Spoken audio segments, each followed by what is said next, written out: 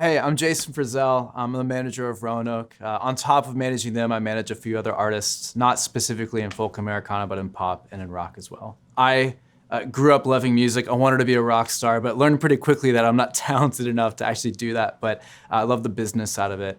Came out of school, went to USC, got an amazing internship, owe everything and all the knowledge that I've gained from my mentor, so highly recommend getting a good mentor. And then I've flown into owning a management company. The importance of touring, it's everything. It's how you market yourself, it's how you get out into different cities, obviously, but it's a way to make a lot of revenue, especially when the music industry is continuously changing, and being able to actually communicate face-to-face with your fans. As an artist is starting out, it's so important to define a home region or a home base and be able to start to develop a fan base locally, so that way they can use that as a springboard into other cities around that specific area. So whether or not you're in Australia, you're in Europe, or in the US, it's so good to have that home base because, again, it helps get money in your pocket so you can easily go and tour some of the smaller markets around your specific city. The type of gigs, getting started, take anything. Anything that you're able to play, you're able to get better, you're able to play in front of people and experience different rooms. That experience is gonna help you moving forward as you get into bigger and hopefully better rooms. Choosing a client, it's a lot like dating. There isn't a specific thing you look for, but you wanna be able to connect with them, you wanna be able to understand their story, you wanna be able to know they're gonna work hard and be in the trenches with you. So in terms of looking for a new artist I like to work with, I wanna make sure that they're committed, they're interested in moving forward and progressing their career.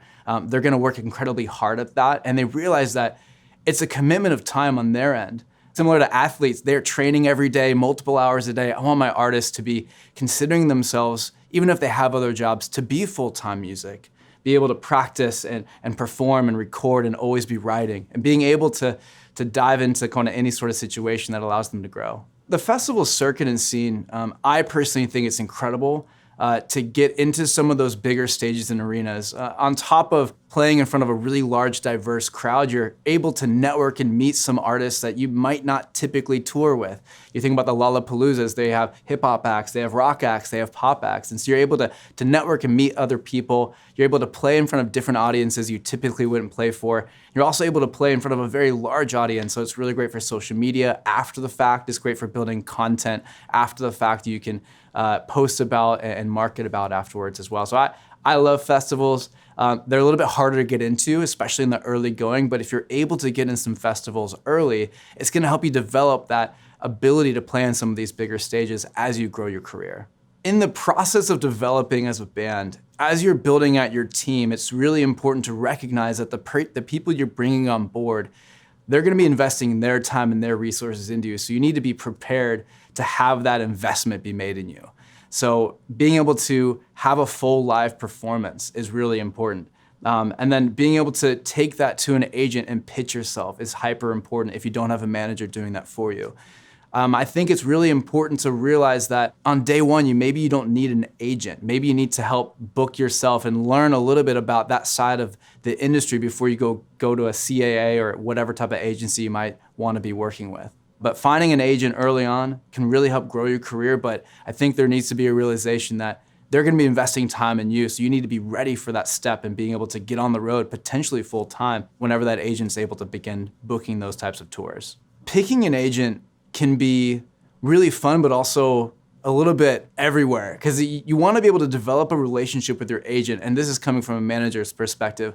I wanna work hand in hand with the agents I work with. I wanna work in the trenches with them. I wanna be involved in all these meetings that they have. And so being able to have a good working relationship with an agent that you wanna bring on board is so important. Being able to respect what they do and understand how they work is super important as well. Specifically with Roanoke's agent, Jamie, I felt that he and I were gonna be able to kind of tag team going after some of these tours. He's a very open and collaborative type of agent, which I really appreciate. I like to be in the know of like what he's pitching for and what he's working on and some kind of neat things he has in the works. He also wants to be involved. He likes coming to the meetings we have for the band, and he likes hearing some of the new things we have coming out and likes listening to the music that the band is putting together. So I look for an agent that's collaborative, that's open, and is hungry to help get us on the road. Some of the best advice I've ever gotten or I utilize today is build an email list on day one.